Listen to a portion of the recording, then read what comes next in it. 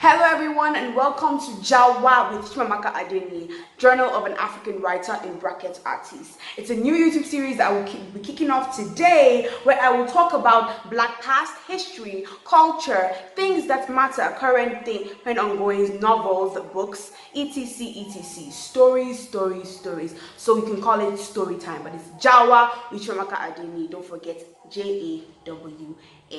Alright, today's episode, the first ever episode of JAWA, we will start by talking about African queens that you probably do not know of. Yes, I'm sure, I noticed that every time people are talking about African queens, black queens, but they barely even know any. It's just the effigy of the whole thing. Meanwhile, we're not hearing any names, no tangible things to hold on to. To be honest with you, before I started my research, the only African queens I ever knew were Cleopatra and Nefertiti, and probably Amina, but just because I've seen her picture, somewhere. But I realized that African queens, black queens to be specific, are really underrated.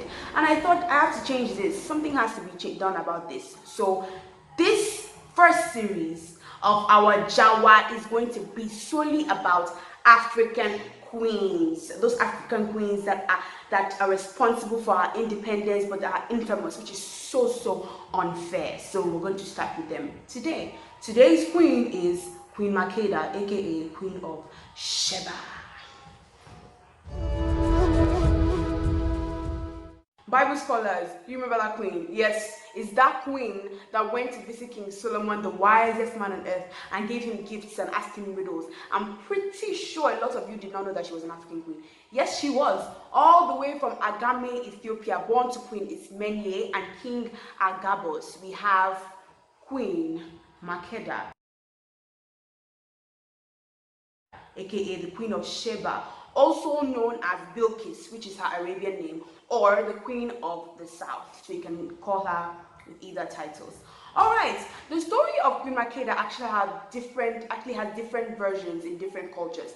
There's the Arabian version, there's the Ethiopian version, which is the Kebra Negast version, then there is the Jewish, and there is the Persian. I think these cultures were the cultures involved with her story, and they have their different ones, but it's basically the same thing, just different developments. The story of Queen Makeda goes like this. So Queen Makeda, the then Queen of Ethiopia, was approached by a merchant named Tamrin, who told her of the wonders of Jerusalem under the rule of King Solomon, the wisest man in the world.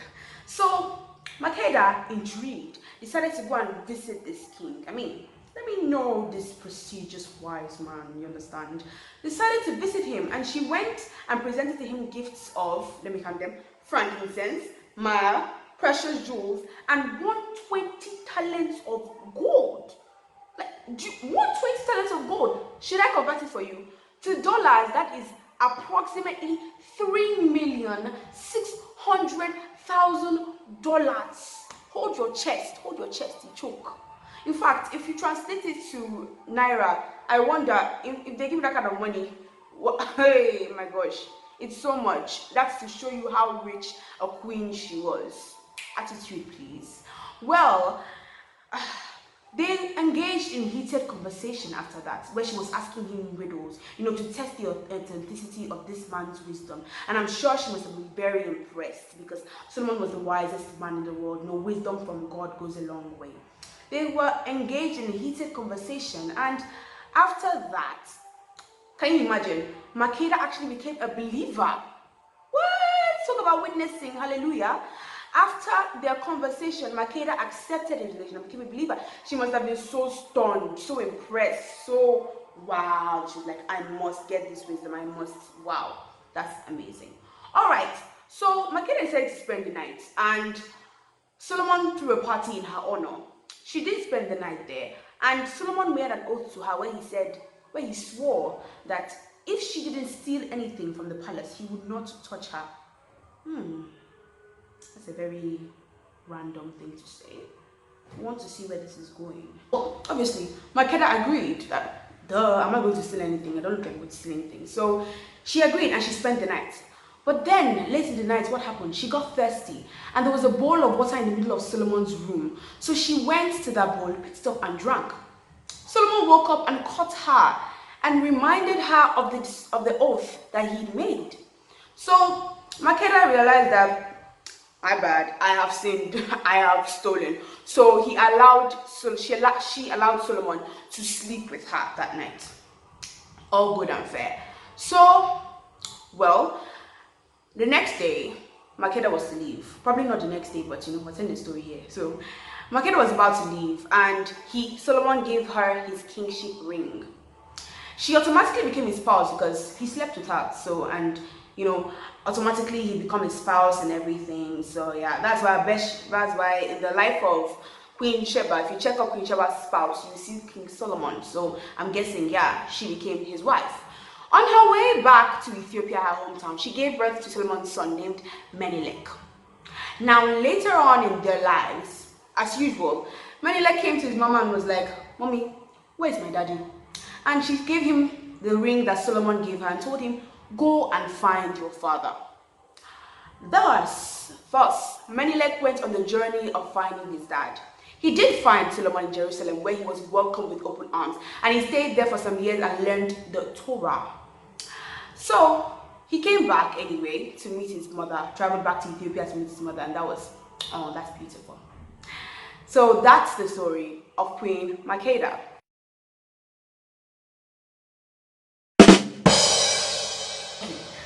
This is actually going to be very funny. So one version of the story of Queen of Sheba says that Solomon's jinn, when Makeda came to the palace, Solomon's jinn was afraid that Solomon was going to be tempted to marry Makeda.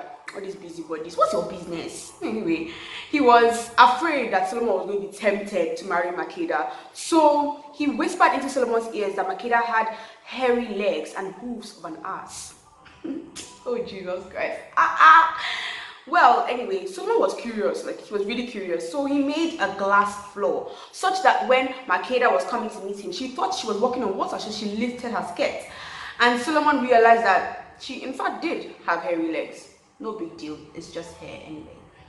And because of that, he told his jinn to make a depilatory cream for her. A depilatory cream, for those who don't know, is a cream that helps remove unwanted hair from unwanted places.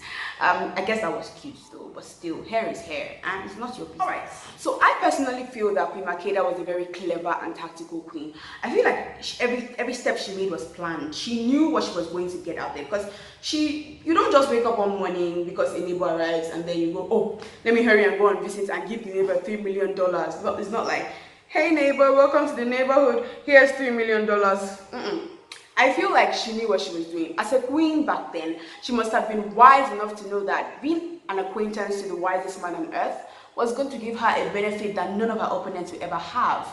And then again, she became his wife, which gave her more privilege. She knew that she was going to gain knowledge from Solomon by visiting him, and then with all the clever moves she made, because you know something, it wasn't said, but I actually feel like the child she had it on purpose. I feel like it was planned, because in those days you had to have guts, you had to have brains, you know, to move forward, and I feel like she's clever. Anyway, that's it for today. Thank you for listening. Don't forget to like and comment and tell me what next to talk about. I'm still going to be talking about queens though. There are plenty queens in Black history, in African history, and I can't exhaust all of them, but of course I'm going to be giving you the main ones, probably the ones that you don't know about, so that we can be educated a little bit, you know. So tell me what else you want me to talk about. You can also comment on this video, tell me how you feel, whether I should continue, you know, like and subscribe and share. Yes, sadly we've come to the end, and I have to say bye bye. I hope you've learned from the story of Queen Makeda, Queen Sheba. Bye.